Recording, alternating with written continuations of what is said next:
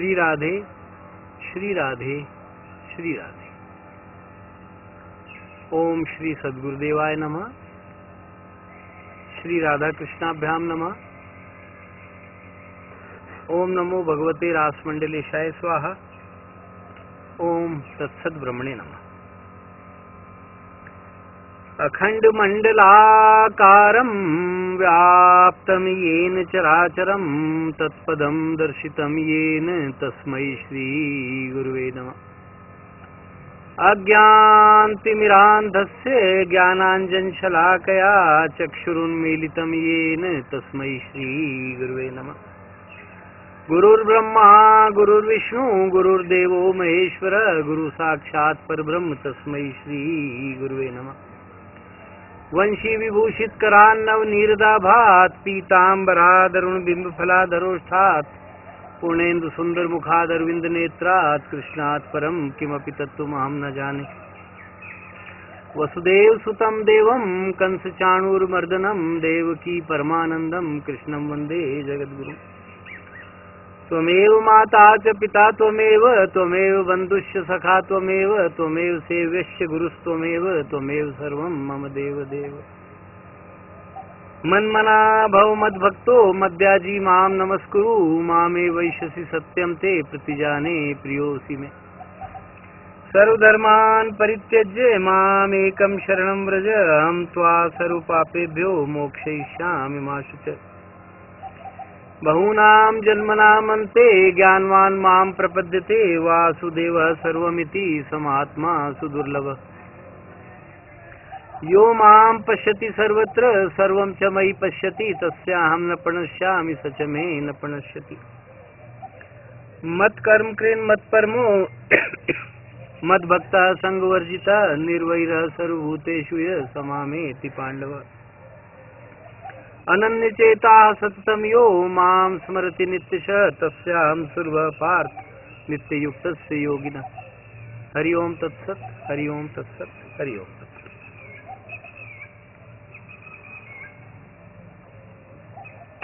सर्वाधिक महत्वपूर्ण विषय आज ही लिया जाता है। वैसे तो कोई भी न्यून नहीं है मेहता के हिसाब से, लेकिन जिसकी प्राप्ति हम चाहते हैं तो उसके बारे में कुछ चिंतन आवश्यक है। तो आज का विषय है भगवत तत्व, भगवान के बारे में कुछ चर्चा होगी।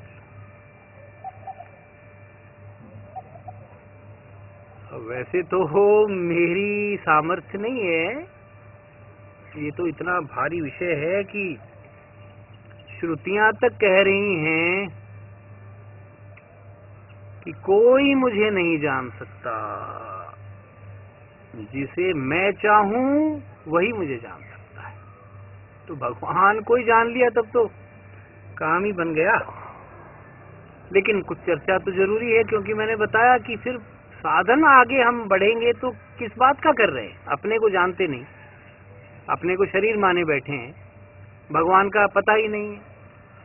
कई लोगों को यही पता नहीं है कि देवी देवताओं और भगवान में भी कोई अंतर हुआ करता है। तो इस विषय में यत्किंचित विचार आवश्यक है।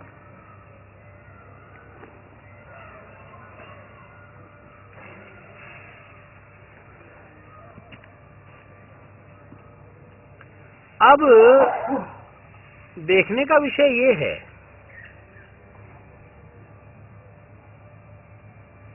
कि हम अपनी साधना किस पर केंद्रित करें, बस यही प्रश्न है।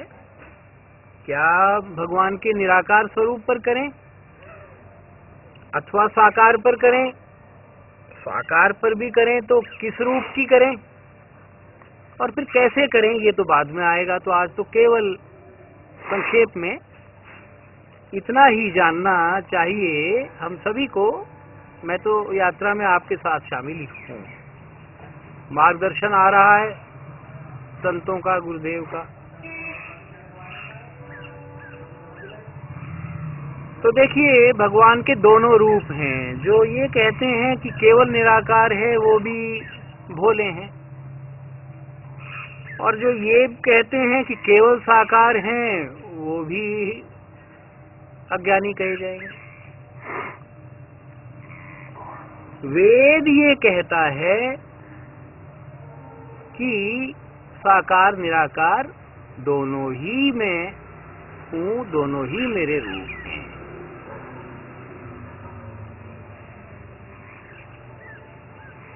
अब गीता, मैंने बताया कि गीता संदेह नहीं छोड़ती, तो अर्जुन ने यही प्रश्न किया कि साकार और निराकार उपासकों में आपको कौन श्रेष्ठ मानने हैं। तो भगवान ने साफ ही कहा है कि भाई देखो, साकार उपासना ही करो।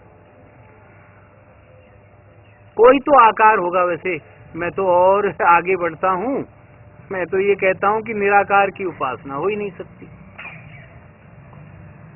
अरे भाई, कोई प्रकाश पुंज का भी ध्यान करोगे तो वो आकार तो है प्रकाश का।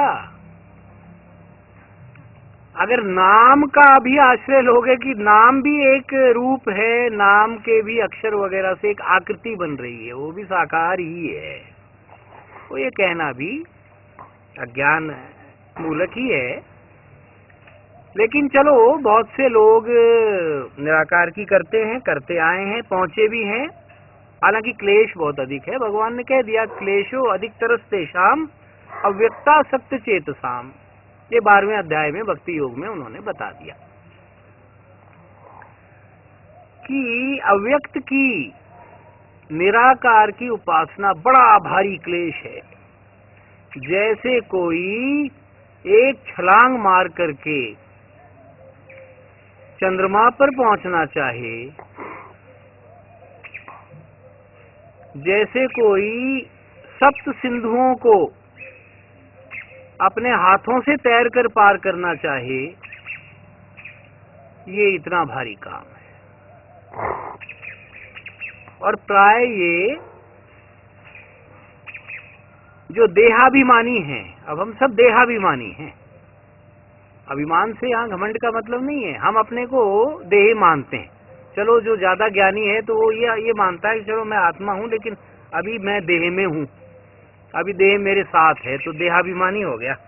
देहाभिमानी के लिए निराकार की उपासना कठिन है। मैंने बताया, निंदा नहीं है, आलोचना नहीं है। भगवान ने भी कहा है कि उन पर भी उतनी ही कृपा करता हूं। वो लोगों के उपकार में रत रहते हैं। और ऐसे भी हैं जिनको सब कुछ मिल गया है, जो हम ब्रह्मास्मि तक पहुंच गए, तो उनको तो कहाँ आना है जाना है, अष्टावक्र जी हो गए। कौन किसको प्राप्त करे, सब एक ही खेल है। तो निराकार है, निराकार की प्राप्ति भी की है, और उन महात्माओं के चरणों में वंदन है।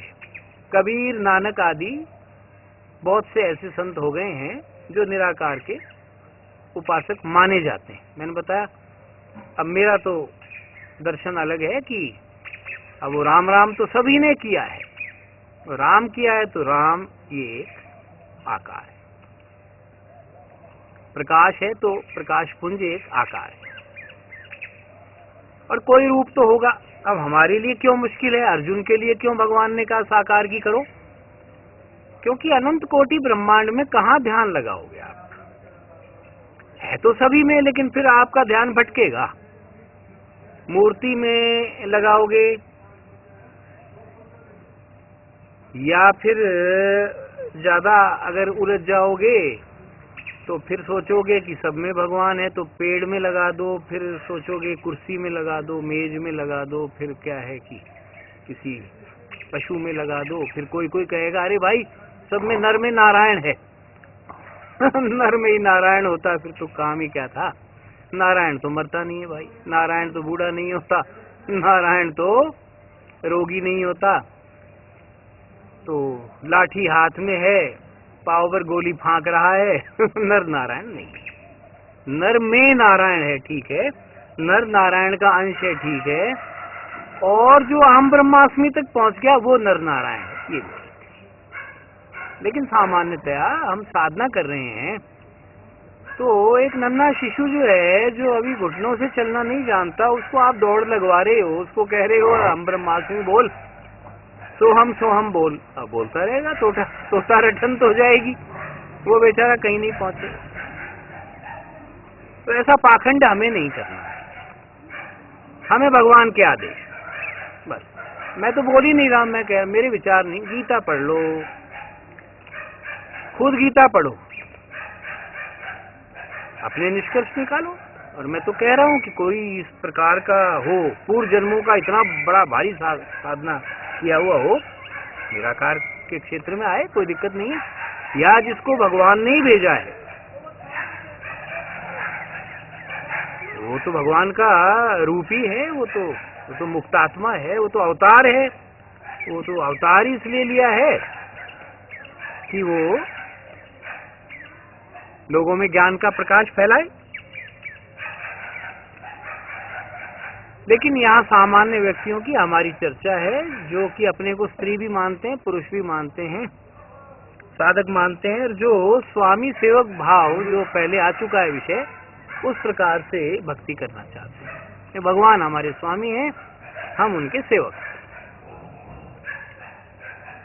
तो पहले तो ये निश्चय किया जाए कि हमें निराकार साकार में से किसकी उपासना करनी है। फिर भगवान के किस रूप की उपासना करनी है, ये भी एक प्रश्न है। देखिए, सारे भगवान के रूप हैं, लेकिन कुछ भगवान के ऐसे रूप हैं जो भगवान से अभिन्न हैं।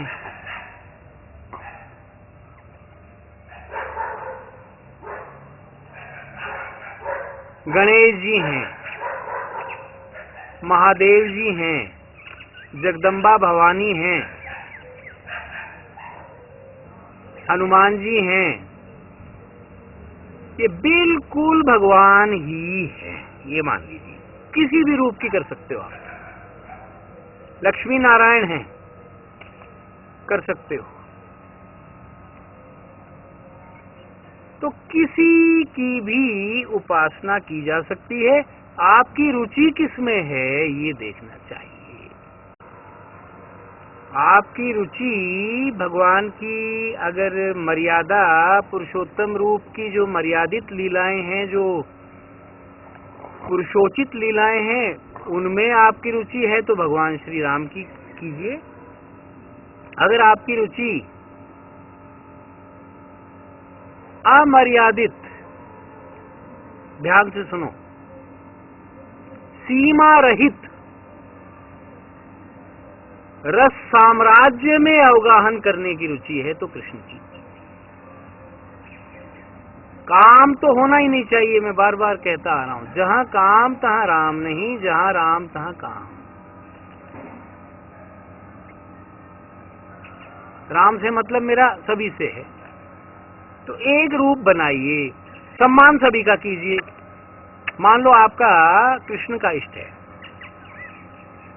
तो भगवान राम को आप कहिए कि ये धनुर्धारी कृष्ण हैं, हनुमान जी गदाधारी कृष्ण हैं, महादेव जी त्रिशूलधारी कृष्ण हैं, अवधूत कृष्ण हैं, और जगदम्बा माता भवानी ये मेरी खड्गधारिणी राधा रानी है, ये सिंहवाहिनी राधा रानी।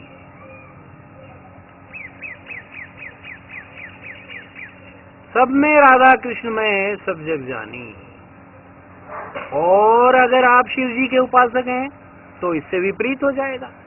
रामोपासक हैं तो तुलसीदास ने कहा था, तुलसी मस्तक तब नवे धनुष बाण लो हाथ।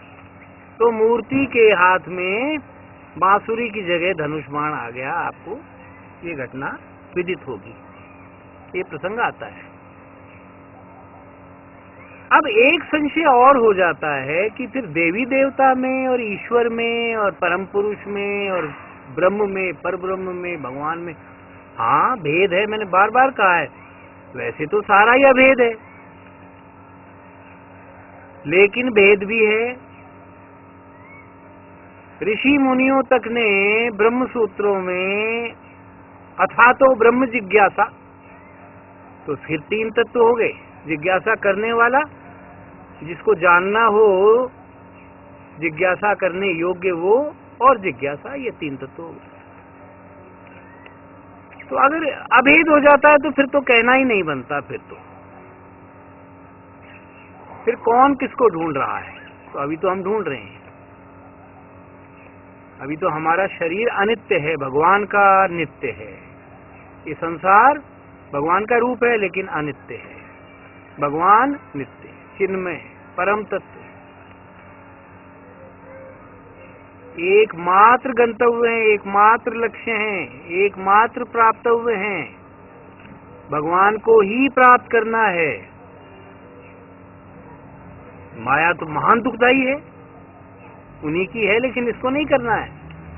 जीव भयानक दुखी है, इस जीव की संज्ञा में नहीं आना है दोबारा। शरीर जो है वो रोगों की खान है, शरीर को दोबारा से नहीं लेना है हमें। ये बचपन में तो कंचन काया, युवावस्था में हो बहुत सुंदर काया, और फिर सब खत्म। तो हमें भगवान को पाना है, एक रूप बनाना होगा, सम्मान सभी का करना होगा। घर में चाचा भी हैं, ताऊ भी हैं, दादा भी हैं, दादी भी हैं, और भी बहुत सारे हैं, लेकिन सन ऑफ लगता है आपके पिता का। माता और पिता इन्हीं के आप पुत्र पुत्रियां, डॉटर ऑफ, सन ऑफ कहलाओगे। ऐसे इष्ट एक होना चाहिए, मेरी सम्मति है। एक के साधे सब सदे। अगर किसी से संभलते हो तो सारे रूप संभालो ना, कहाँ दिक्कत है। पर मैंने बताया सम्मान तो सभी का करना है, लेकिन जाने रहो कि देवी देवता ये नहीं है। इंद्र देवता, कुबेर देवता, अग्नि देवता, वायु देवता, वरुण देवता, ये देवी देवता हैं, ये भगवान नहीं।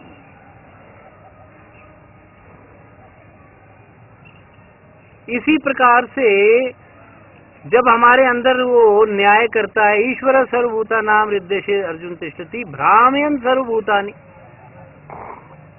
भरमा रहा है सभी को। क्यों? कर्मानुसार। आपके कर्म ऐसे हैं कि अभी तो नाना योनियों में भ्रमण करोगे, तो उसकी संज्ञा ईश्वर होती है। जब सृष्टि करता है प्रकृति के साथ तो पुरुष होती है, परम पुरुष, लेकिन वो पुरुषोत्तम भी है। और फिर मैंने बताया साकार निराकार दोनों की परब्रह्म की प्रतिष्ठा भी भगवान। साक्षात शंकर जी ने पद्म पुराण में पाताल खंड में अपने मुख से ये कहा है, भगवान से पूछा, भगवान आप छोड़ो सब बातों को, हमें तो ये बताओ आपका मूल स्वरूप क्या है।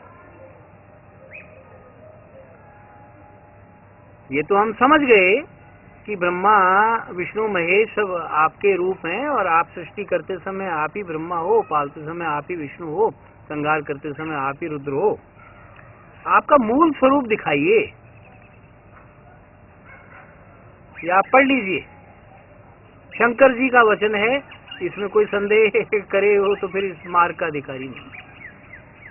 तो भगवान ने अपना रूप दिखाया, देखो ये रूप मेरा मूल स्वरूप है, ये सृष्टि प्रलय सबसे अतीत है, ये परब्रह्म की भी प्रतिष्ठा है, ये निराकार साकार से भी ऊपर है, इसके ऊपर फिर कुछ भी नहीं है।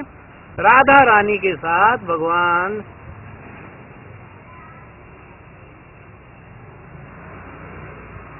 कृष्ण विराजमान हैं, गोपियों से परिवेष्टित हैं, ये मेरा मूल स्वरूप है। अभी शास्त्र प्रमाण है, साक्षात भगवान शंकर के वचन प्रमाण है। एक ही तत्व है लेकिन ये मूल स्वरूप है। और फिर गीता बार बार कह रही है माम एकम शरणम, मेरी शरण में आ जा। तो गीता कह रही है तो क्या संशय है। और फिर ये तो बिल्कुल ही पक्की बात है कि राम कृष्ण में तो तनिक भी भेद नहीं, तनिक भी। वही त्रेता में राम थे और बहुत सी स्त्रियों ने उन्हें पाने के लिए तप किया, तब जाकर वो द्वापर में गोपी रूप में मिले, क्योंकि उस समय मर्यादा में थे, वो सीता जी के अलावा कहीं दृष्टि नहीं डालते थे। और यहाँ उनको रास का रस देना था। ऋषि मुनि तक मोहित हो गए, पुरुष भी, कि काश हम गोपियां हों, नारी हों और भगवान की सन्निधि मिले, तो द्वापर में वो कृष्ण रूप में आ गए। तो इनमें बिल्कुल अभेद है, कहीं लेश मात्र भी भेद और किसी में भी नहीं है। अब कई लोगों को ये संशय हो जाता है, चलो ये तो समझ में आ गया कि देवी देवता अलग हैं और भगवान अलग हैं, और ये सब भगवान के रूप है। मैंने बता दिया, ब्रह्मलोक तक माया है, उसके ऊपर देवी लोक है, कैलाश लोक है, बैकुंठ लोक है, वो सब माया से परे, वो सब भगवान। अब ये आता है कि देवी भागवत कह रही है कि सारी सृष्टि मैं करती हूं और मैं ही मूल प्रकृति हूं, भगवती हूं। शिव पुराण कह रहा है कि पर ब्रह्म परमात्मा सदाशिव हैं। गणेश पुराण कह रहा है कि सब कुछ मैं ही करता हूं। तो फिर आदमी कंफ्यूज हो जाता है कि सत्य क्या है। सारा ही सत्य, सारा ही सत्य है। क्यों सत्य है, अब इसको अच्छी तरह सुनो। 12 नंबर मकान में एक माता है, उसका एक शिशु है। उस शिशु के लिए कौन सी भगवान कौन हुई? अपनी माता जो 12 नंबर में रह रही है। 13 में भी एक माता है, एक शिशु है, उसका भगवान वो अपनी माता हो गई। है अगर शिव को इष्ट बनाया है तो आपको पक्का मानना पड़ेगा कि शिव जी ही भगवान है। भी ऐसा ही, क्योंकि मैंने बताया भगवान का एक निश्चित रूप नहीं, करोड़ों नहीं अनंत कोटि रूप बनाते हैं। और उसी रूप में ऐसा मानिए कि केवल रास के लिए गोलोक है, मर्यादा के लिए साकेत लोक है, वही भगवान सदाशिव रूप में शिवलोक में है, वही राधा जी मूल प्रकृति ईश्वरी वो जगदम्बा के रूप में मणिद्वीप में है। बस सारा कंफ्यूजन खत्म है। तो बिल्कुल सत्य है, कंफ्यूजन नहीं है। मैंने बताया शास्त्र में और कई बार भगवान के वचनों में अंतर्विरोध जान पड़ता है। वास्तविक रूप में देखा जाए, तत्व चिंतन किया जाए तो कोई भी भेद नहीं है। आपको तो अपने घर पर ही तो निवास करना है, आपको तो आपकी माता ही तो पालेगी, तो आपके लिए वो भगवान है। अब 2000 मील दूर जिस शिशु को उसकी माता पाल रही है, उसके लिए वही भगवान है। अंदर मातृशक्ति एक ही है, वो एक ही है, कहीं दिक्कत नहीं है। तो इसलिए कहीं अंतर नहीं है। और अगर कोई, मैं फिर बता रहा हूं, मैं तो लिबरल हूं। कोई कहे नहीं जी हम तो इन सभी को मानते हैं, बहुत ही बढ़िया, सम्मान सबका करना ही करना है। और अगर आप इतना विशाल हृदय रखते हैं, संभाल सकते हैं, तो गुरु भी वही है भाई। गुरु साक्षात परब्रह्म रोज बोलते हैं। और ये भी कहा है कि जैसी पूज्य बुद्धि गुरु में हो, संतों में हो, वैसी भगवान में हो, जैसी भगवान में हो वैसी इनमें हो, कहीं अंतर नहीं है। तो जितना संभाल सकते हो वो करो। लेकिन मैंने बताया प्राय एकाग्रता नहीं बनती है, सामान्य मेरे जैसे लोगों की बात है, इसलिए इष्ट एक रहना चाहिए। वैसे तो सारी लीला ही उसकी, सारे रूप ही उसके, सारे अंश ही उसके हैं, फिर भी सूक्ष्म भेद है, उसके स्वांश भी अलग हैं, विभिन्नांश भी अलग हैं। वो विषय लंबे चौड़े हैं, मैंने बताया। हमें बहुत ज्यादा ये भी नहीं करना है कि हम इन चर्चाओं में उलझकर भक्ति से हाथ धो बैठे और हमारा यहाँ आने का, मनुष्य जीवन का उद्देश्य ही विफल हो जाए। तो इसलिए सब एक ही है, निराकार साकार एक ही है, सारे रूप उसी के हैं। और ये तो उदाहरण दिया जा रहा है, अगर अन्य देशों में अब कोई क्राइस्ट अगर हुआ है, बड़ा महानतम संत हुआ है भाई, कौन सूली पर चढ़ जाएगा, कौन कील ठुकवा लेगा? तो वो भी भगवान का ही अवतार है, कहीं कोई भेद नहीं है। तो एकाग्रता की दृष्टि से, अनन्यता की दृष्टि से ही कहा जाता है कि माम एकम शरणम व्रज, केवल तो एक रूप बनाना चाहिए। तो मेरी अपनी धारणा ये है, आप स्वतंत्र हैं। कि एक रूप बनाना चाहिए और रूप वैसा बनाना चाहिए। एक और बहुत महत्वपूर्ण बात है, जैसा प्राप्ति का आप ढंग चाहते हैं, हमें इस ढंग की प्राप्ति। अब भगवान का जो हनुमत रूप है वो संयमी है, वो ब्रह्मचारी है, वो भक्त है, भक्तराज हनुमान। स्त्री उनके लिए माता है। अगर आप श्रृंगारिक वृत्ति के हैं तो आप समझ सकते हैं कि हनुमान जी का इष्ट बनाने से आपको अभिष्ट लाभ नहीं होगा। इसी तरह से अगर आपके मन में मर्यादा की प्रतिष्ठा है तो भगवान श्री राम का इष्ट बनाइए, क्योंकि भगवान कृष्ण में यद्यपि वो वही बात है, कहीं अमर्यादा नहीं है, लेकिन आप फिर प्राप्त उस रूप में नहीं कर पाएंगे। अगर आप परिपूर्णतम रास रस चखना चाहते हैं तो फिर कृष्ण को ही इष्ट बनाना होगा। अगर करुणा प्रधान हैं, दास से ही चाहते हैं, हनुमान जी की तरह, भरत जी की तरह, लक्ष्मण जी, सारे दास हैं भगवान जानकी वल्लभ के, तो आप रघुनाथ जी को बनाइए। अगर आप वरदान प्राप्त करना चाहते हैं तो शिव जी हैं, दैत्यों राक्षसों किसी को ही दे देते हैं वो तो, आशुतोष, तुरंत प्रसन्न हो जाने वाले और भोले भंडारी, तो शिव जी हैं। अगर शक्ति चाहते हैं किसी भी प्रकार की तो भगवान की मूल शक्ति जगदम्बा के नाना रूप हैं। अगर विद्या प्राप्ति के लिए तो आपके लिए सरस्वती माता हैं, अध्यात्म के लिए गायत्री हैं, इसी तरह से रण में विजय चाहते हैं तो दुर्गा रूप है, काली रूप है, नाना प्रकार के रूप है। तो ये यथा माम प्रपद्यन्ते तां तथैव भजाम्यहम्। और अगर आप विघ्न बहुत ज्यादा है जीवन में और इतनी दृष्टि आपकी हो रही है इस प्रकार की कि हमें तो विघ्न ही काट दो तो गणेश जी हैं, और सब बात एक ही। आपकी दृष्टि कैसी है, उस हिसाब से इष्ट बनाना चाहिए तो जल्दी सफलता मिलती है। भाई पहुंचेंगे तो सारे ही। अब हमें ना केवल पहुंचना है, जल्दी पहुंचना है, और 10-20 जन्म लग जाएं तो फिर हम इन्हीं चक्रों में मारे गए।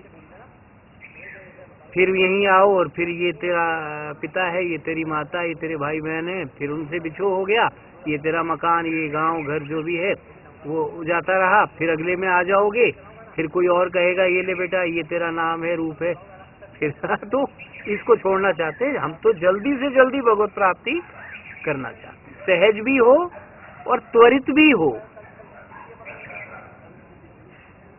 तो उसके लिए आपको एकाग्रता लाभ के लिए एक गुरु बनाना चाहिए, एक इष्ट बनाना चाहिए, और फिर एक, ये आगे चर्चा के विषय है कि फिर एक भाव कैसा हो, किस भाव से करें, किस संबंध से करें, फिर मार्ग क्या हो, ये आगे कहा जाए। क्योंकि मैंने बताया कि हम तो पहुंच कर रहेंगे, हम इस यात्रा में अपनी तरफ से कोई कसर नहीं छोड़ेंगे। हमारी 100% लगन देख करके वो भगवान हम पर कृपा करेंगे और हमें सदा के लिए अपना लेंगे, अपने चरणों में स्थान देंगे। यही हमारा उद्देश्य है। बाकी तो यहाँ कुछ भी नहीं है, यहाँ तो भाई कोई आश्रम भी नहीं है, हमें बनाना ही नहीं है। हृदय में ही आश्रम है, रोम रोम में मंदिर है, ये मन ही सबसे बड़ा तीर्थ है। तो हमारे आदर्श तो सुखदेव जी महाराज हैं, गोरखनाथ जी महाराज हैं। तो हमें कहाँ आना जाना है, हमारे लिए जहाँ बैठ गए वहीं आश्रम है। लेकिन अब भगवान ने घर दे रखा है, सुविधा दे रखी है, परिजन आपके साथ हैं, आप उनका सहयोग करें, वो आपका कर रहे हैं, बहुत ही मौज है। घर में रहकर कीजिए, कोई कष्ट नहीं, घर ही आश्रम है।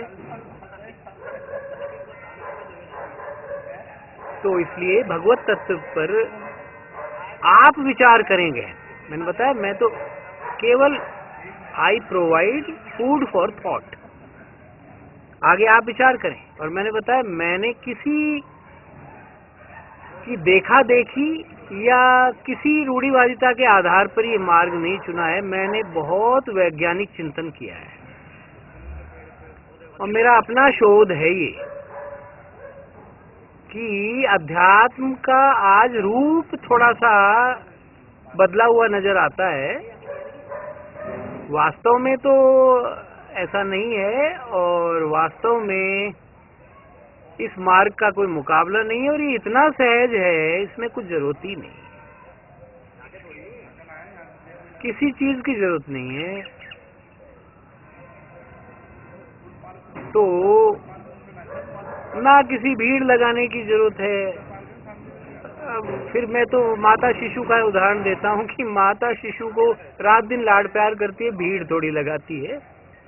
वो पांडाल लगा रही हो या विज्ञापन कर रही हो या लोगों को दिखा रही हो, देखो मैं मेरे से ज्यादा किसी ने प्यार नहीं किया अपने बच्चे को तो ऐसा नहीं है। लेकिन फिर मैं बता रहा हूँ कि जो ऐसा कर रहे हैं वो अपनी जगह बिल्कुल ही सत्य कर रहे हैं। कैसे भी हो, येन केन प्रकारेण मनः कृष्णे निवेशेत, जिस किसी भी प्रकार से मन कृष्ण में यानी भगवान में लगे वो काम करना ही है। अब उसमें तो बहुत अच्छा है, व्यासपीठ है, रंगमंच है, वो मंच है और फिर कोई महात्मा बैठे हैं तो उनको बहुत भारी, कई लोगों को रुचि होती है, लाभ होता है, तो कोई दिक्कत नहीं होती। तो इस प्रकार से संक्षेप में ये सबसे महत्वपूर्ण विषय आज लिया गया और इसमें हमें संशय नहीं रखना चाहिए। आप अपना शोध करें, मैं तो चाहता हूं आप सभी अपना शोध करें और हम सब प्रेम मित्र हैं, इस यात्रा में साथ चलें, आगे बढ़ें। जो जल्दी पहुंच जाए, हम तो चाहते हैं कि आप हमसे जल्दी पहुंचिए, बहुत अच्छी बात है प्रेम में तो ईर्ष्या द्वेष होता नहीं है। आप जल्दी पहुंचेंगे तो मेरे जैसा तो कोई प्रसन्न होगा नहीं और हो सकता है कि आप लोगों की कृपा से मेरा भी उद्धार हो जाए। तो इन्हीं शब्दों के साथ भगवत तत्व विषय संपूर्ण माना जाता है। ओम सर्वे भवन्तु सुखिनः, सर्वे सन्तु निरामयाः, सर्वे भद्राणि पश्यन्तु, मां कश्चित् दुःखभाग् भवेत्। ओम शांति शांति शांति। श्री राधे श्री राधे श्री राधे।